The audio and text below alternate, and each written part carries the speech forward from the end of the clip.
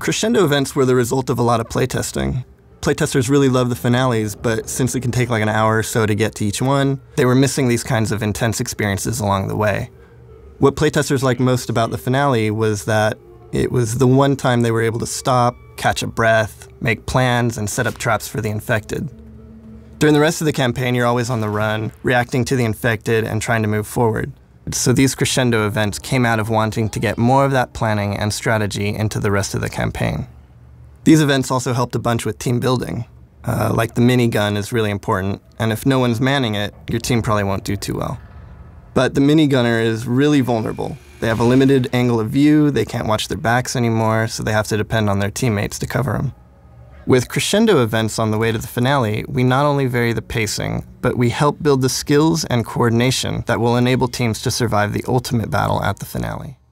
At one point in the development process, playtesters told us that with the exception of the finale maps, they found the experience of going through a campaign fairly flat, with not enough peak moments. So we decided to mix up the gameplay by creating crescendo events. This generator room was one of the first maps where we tried one of these events. To proceed from this room, the survivors must turn on the power to open this door, which attracts a large horde of the infected.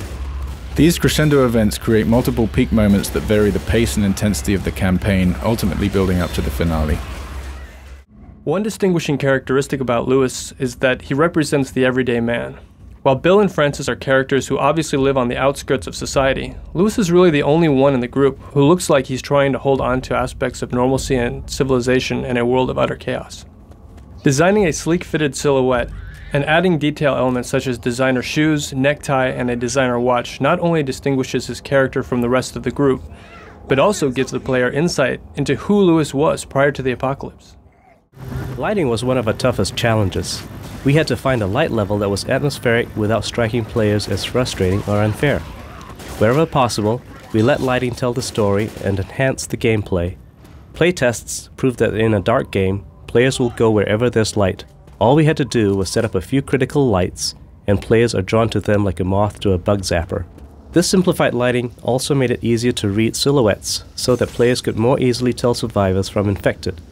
And the car headlights proved to be one of our most flexible props, casting long dramatic shadows that tell a story of abandonment, while being easily positioned to lead the survivors where we want them to go.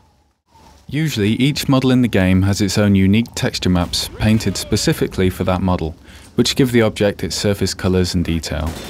To have a convincing variety of cars using this method would have required as many textures as varieties of car, plus multiple duplicates of the textures in different colors, which would have been far out of our allotted texture memory budget. So we had to find a more efficient way to bring about the same result. For example, the texture on this car is shared with 3 different car models distributed throughout the environment. In addition to this one color texture, there is also a mask texture that allows each instance of the car's painted surfaces to be tinted a different color without having to author a separate texture. So for the cost of 2 textures, you can get 4 different car models in an unlimited variety of colors. Along with the Boomer, the tank was one of our earliest bosses.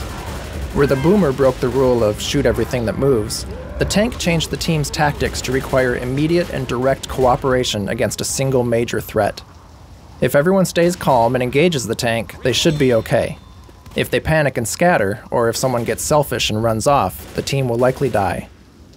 One difficulty with the tank was that since we offset his incredible toughness by slowing him down a bit, when tank battles occurred in large outdoor spaces, he was far less effective. Coordinated survivor teams could easily take down the tank before he would close in on them and cause chaos. To offset this vulnerability, we added his rock throw and car slugging abilities. Now, if the tank finds himself far away from the survivors, he can still be effective by ripping up the ground and lobbing huge rocks at them. One of the film techniques we relied on was color correction. Color correction simplifies and unifies the visual palette.